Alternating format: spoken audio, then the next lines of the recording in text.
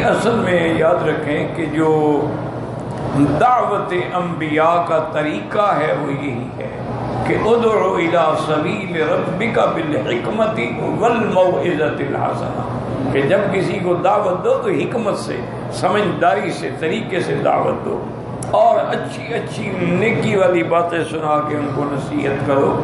تو جب دین کسی کو پیار سے سمجھایا جاتا ہے تب ہی اس کے دل و دماغ میں بیٹھتا ہے۔ مثلا صحیح حدیث میں ہے،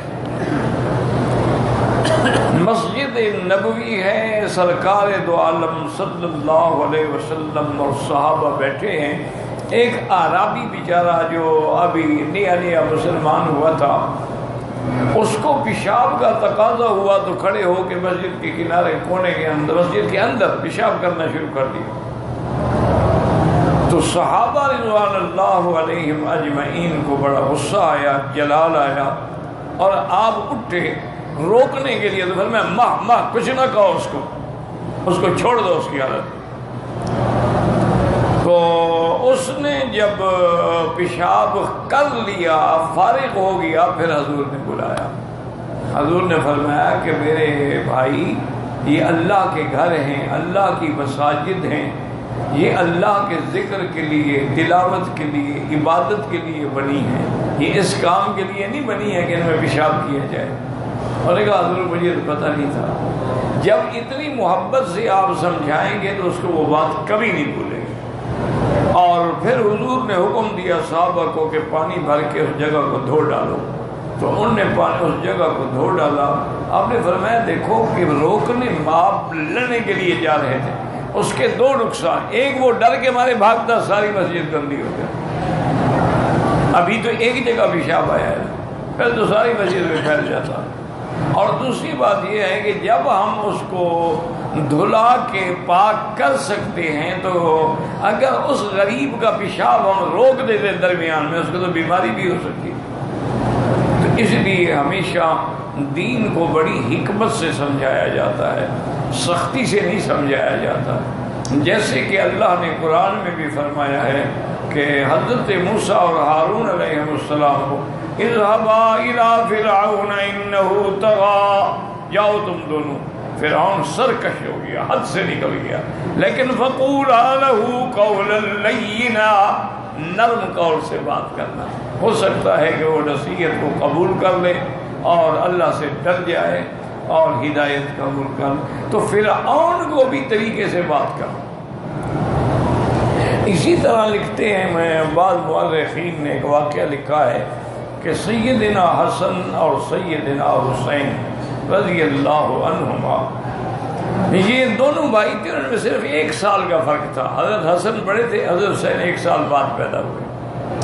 تو آپ جا رہے تھے کہ آپ نے دیکھا کہ ایک بزرگ بیٹھے ہیں، سفید داڑھی ہے، وضو کر رہے ہیں، لیکن بیچارے کو وضو کرنے کا طریقہ نہیں آتا۔ تو اب دونوں بھائیوں نے سوچا کہ اب یہ بزرگ ہیں، اتنا ہمارے تو والد سے بھی بڑے ہیں، تو اس کو کسی انداز سے سمجھایا جائے کہ اس کو بھار نہ گزرے۔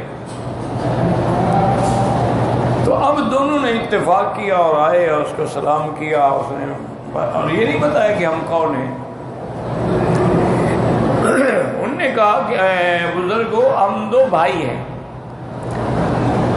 ہمارا آپس میں اختلاف ہے، یہ بھائی کہتا ہے کہ میں وضو صحیح کرتا ہوں، اور میں کہتا ہوں کہ میں تم سے زیادہ بہتر وضو کرتا ہوں۔ اب مہربانی کر کے آپ ہمارے حکم بن جائیں، تو یہ بھی وضو کریں گے، میں بھی وضو کروں گا، آپ فیصلہ کریں گے ہم 2 میں سے اچھا وضو کون کرتا ہے۔ اب حضرت حسن نے بھی وضو فرمایا، حضرت حسین نے بھی وضو فرمایا، وہ بزرگ رونے لگ گئے۔ انہوں نے کہا برخوردار، تم دونوں صحیح کرتے ہو، میں ہی غلط کرتا۔ تو جب اس کو اس انداز میں آپ مسئلہ سمجھائیں گے، اس کے دل میں اتر جائے گا اور اس کے دل سے کبھی وہ بات نہیں نکلے گی۔ اگر آپ ضد کریں گے کہ ہمارا مسئلہ مانو، نہیں مانتے تم کافر ہو، تو پھر اگلا کہتا ہے چلو کافر تو ہو گئے، تو تمہاری بات کیوں مانے، آپ نے ہمیں کافر تو بنا دیا۔ اسی طرح میں ایک دفعہ پرانا وقت بات ہے، لندن میں ایک علاقہ ہے لیورپول، تو وہاں ہم جا رہے تھے، تو میرے ساتھ جو تھے ساتھی جو میری گاڑی چلا رہے تھے بڑے نیک آدمی ہیں، انہوں نے مجھے ایک جگہ دکھائی کہ مسجد دکھائی، کہنے لگے کہ حضرت نماز کا وقت ہو رہا ہے، اب اسی مسجد میں نماز نہ پڑھنے میں، جی بالکل اچھی بات ہے۔ انہوں نے کہا جی آگے اس علاقے میں پھر مسجد نہیں ملے گی، نماز تو کسی نہ کسی طرح ہم پڑھ لیں گے، لیکن بات یہ ہے کہ یہ مسجد ہے۔ مسجد میں چلے گئے، 10-15 منٹ باقی چلا، انہوں نے کہا حضرت اس مسجد کا بڑا عجیب قصہ ہے۔ میں نے کہا بھائی موسیٰ کیا بات ہے؟ انہوں نے کہا جی کہ ایک دفعہ یہ تبلیغ کے کچھ لوگ جو تھے اس علاقے میں اللہ کے دین کی دعوت کے لیے نکلے، شام ہو گئی، یہاں مسجد تو ہے کوئی نہیں، اور وہ اکثر جا کے مسجدوں میں ڈیرا لگا دیتے ہیں کہ کسی کے گھر میں رہنے کے بجائے اللہ کے گھر میں رہے، اللہ کے مہمان ہیں۔ بڑے پریشان ہوئے کہ بھی یہاں مسجد ہے ہی نہیں، اچھا اور ہوٹل ہم نہیں لے سکتے، اتنا مہنگے ہوٹل ہیں۔ انہوں نے اسی جگہ گرجا ہوتا تھا، اس نے کہا یہ گرجا تھا، تو وہ گرجے کے دروازے پہ آئے، پادری کھڑا تھا، اس نے کہا کہ ان کو پتا تھا کہ ابھی 1 گھنٹے کے بعد تو یہاں ایسی سردی پڑے گی کہ ہم تو ٹھٹر کے مر جائیں گے۔ انہوں نے ان کو بتلایا کہ بھائی ہم ایسے دین کی دعوت کے لیے نکلے ہیں اور ہمارے پاس ٹھکانہ نہیں ہے، اگر اجازت دے دو تو ہم رات آپ کے اس مرکز میں گزار لیں۔ اس نے کہا جی اجازت تو میں دیتا ہوں، لیکن ایک شرط ہے، ایک تو یہاں آپ کوئی تقریر نہیں کریں گے، اور دوسرا یہ ہے کہ لوگوں کو بلا کے بھی نہیں لے آئیں گے کہ جی اندر آؤ ہماری بات سنو، چونکہ یہاں کی انتظامیہ کا بڑا سخت حکم ہے۔ میں انسانی ہمدردی میں تمہیں جگہ دے رہا ہوں، لیکن یہ رعایت تم نے کہا جی بالکل ہم کوئی نہ بات کریں گے، نہ تبلیغ کریں گے، نہ کسی کو بلا کے جائیں گے، ہمیں رات گزارنی ہے، گزارنا ہے۔ انہوں نے ہمیں کمرہ کھول کے دیا، مہمان خانہ کھول کے دیا، اور سینٹرلی ہیٹر آن کیا، ہمیں ہوش آ گیا۔ اس نے کہا کہ تم نے اگر کچھ کھانا بھی نہ ہو نا تو یہ فریج جو ہے نا بھرے ہوئے ہیں ہر چیز کے، جو مرضی ہے نکالو بناؤ کھاؤ، مجھے تو پتہ نہیں آپ کیا کھاتے ہیں کیا نہیں کھاتے ہیں۔ انہوں نے کہا اس کا کوئی فکر نہ کرو، ہمارے پاس کھانے کے لیے اپنے ساتھ چیزیں ہیں۔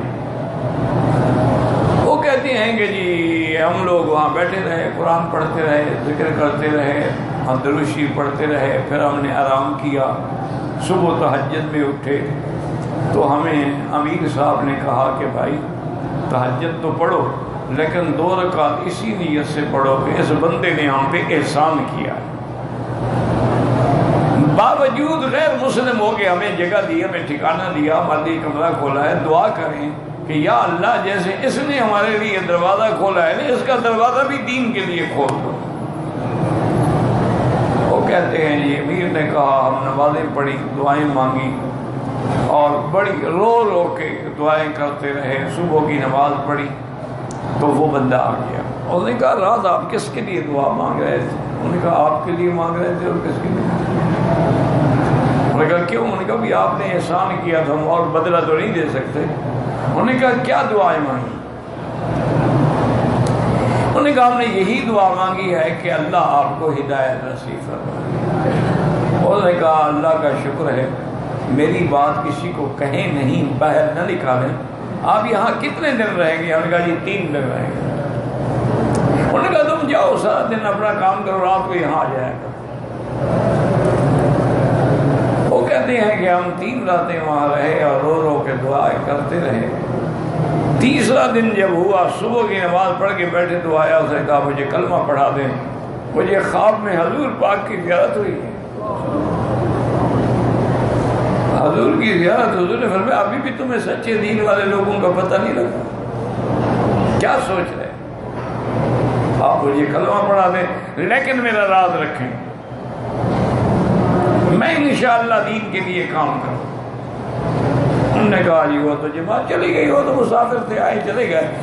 اس بندے کی محنت سے یہ گرجا ختم ہوا، علاقے میں دین پھیلا، اسلام پھیلا، انہوں نے خرید کے مسجد بنائی. انہوں نے کہا یہ ساری اس بندے کی محنت ہے. اس لیے ہمیشہ جب آدمی دین کی بات کہتا ہے لیکن طریقے سے ہو اور اللہ کے لیے ہو، اس میں لالچ کوئی نہ، اس میں غرض کوئی نہ، تو وہ بات ضرور اثر کرتی ہے اور پھر بندوں میں تبدیلیاں آتی ہیں. اب دیکھیں سرکار دو عالم رحمت دو جہاں صلی اللہ علیہ وسلم یسرا ولا تعسرا بشرا ولا تنفرا.